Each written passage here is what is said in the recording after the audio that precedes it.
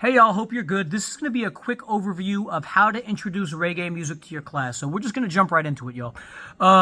The song that we're going to be using is Exodus by Bob Marley. I have it transposed to C, and it's only one chord. The only chord for today is A minor, and that's all the kids need to play for this song, at least for the comping part. So that's ACE, nice and simple. As always, I have it marked here on my piano so you can see it, but it's just ACE. But we don't even worry about those first. We don't even worry about those keys first. The first thing you do when you're introducing a type of music, especially something as rhythmically complex as reggae, is really just focus on the rhythm first and the harmonic aspects later. So what I'll do first is I'll play the backing track, right? I'll tell the kids to listen, right? And I'll say, clap at the same moment you hear the piano press. What I'm looking for is this. Right? That's it. That's all I want to see. Right? And the students that are doing that, I'll point them out. I'll call them by name. Clap like them. Within a minute or two, everyone will be clapping like this, right?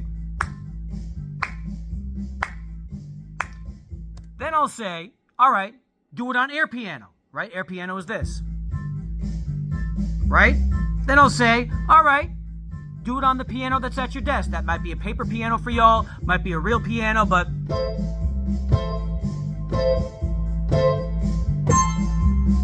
right?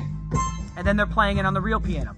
I would place that 2 and 4 kind of piano part at kind of a medium skill level. I know, so oftentimes I'll compare it to my students. I'll kind of compare it to a video game. You know, when you play Minecraft, sometimes you want to just kind of chill and make it really easy. You play, you know, creative mode or easy mode. If you want a little bit more of a challenge, you play medium with survival. If you want something really more challenging, you play hard survival or whatever, you know. But just kind of letting them know that you can kind of pick whatever entry level you want. If you want an easier time today, pick the easier part. And so here's what the easier part is. The easier part, and this is especially for kids that might be a little bit more challenged when it comes to rhythm, but can play the right notes. Like they can find the ACE, but they're having issues with the rhythm, right? So what I'll do for them is this is where effects like delay and things like that and reverb kind of become your friend.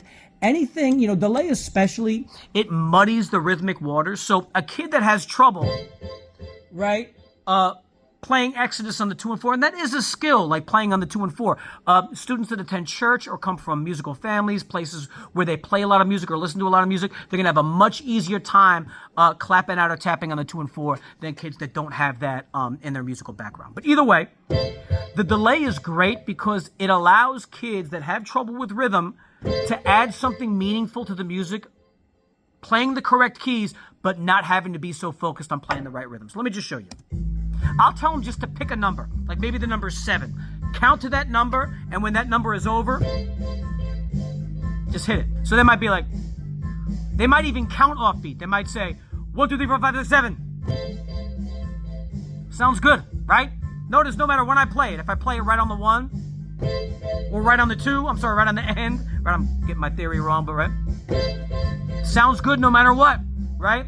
And that's the great thing about effects like delay. I know I mentioned that with the cymbal or the hand percussion. It allows kids to engage, to have fun, but not be so worried about playing it perfectly. It allows them to be imperfect, but it still sounds good, right? So that's the great thing about delay. Now, a step above delay, right, where they're just kind of playing it, you know, anytime, but it's always going to sound good, is this horn part, right? So let me actually change that patch.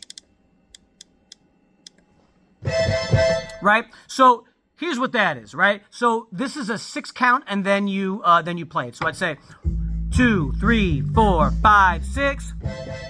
2, 2, 3, 4, 5, 6. 1, 2, 3, 4, 5, 6.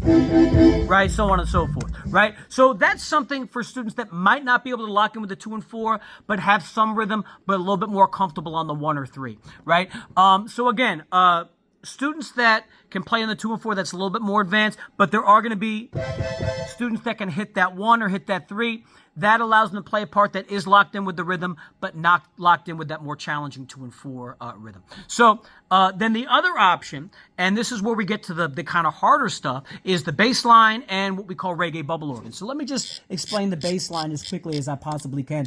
The bass line is A, G, A, G, A, C, A, G black A. The black, in this case, being A flat. As y'all can see, I have it all marked there. But what you're going to do with that is that's where I use my my DAW. I use my voice in my DAW that's recorded, and the kids just practice along to it.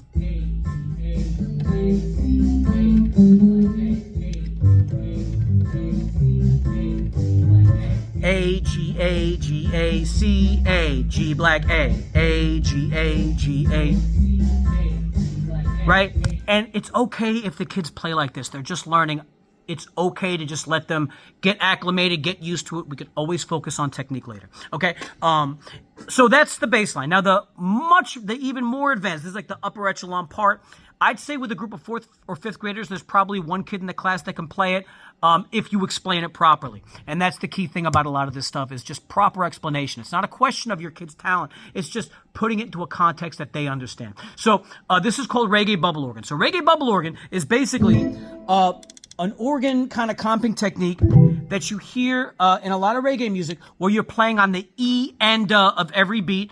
There's other more complex ways. Sometimes you're only playing on the E or the but in this case, we're just going to do the E and because I think that's a little bit easier because at least you're hitting an 8th note there and you're not only playing on the 16th notes, right? So, here's how that would work, right? So what I do is if there's something really complicated like this, I try to give the kids a mnemonic device or a word to kind of ground them. So in this case, because it's so easy to say, it's something that all the kids are familiar with, and it just makes it, you want to pick something familiar, I just use the word banana, and I'll explain how. So here's what I'd say here, right? So the song is playing, right? And I say, banana, banana, banana, banana, banana, left, right, left. Left, right, left.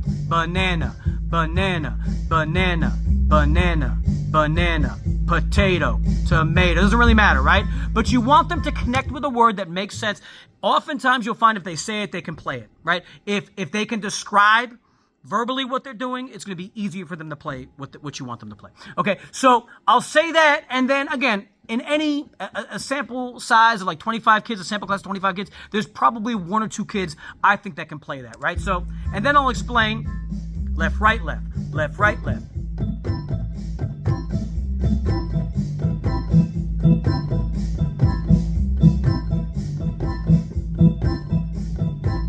Left, right, left, banana, banana, banana, banana. And then when they're at their seats and practicing, I just tell them you have the option. You can do that if you want to. You don't have to. But if you play all this other stuff, you got it.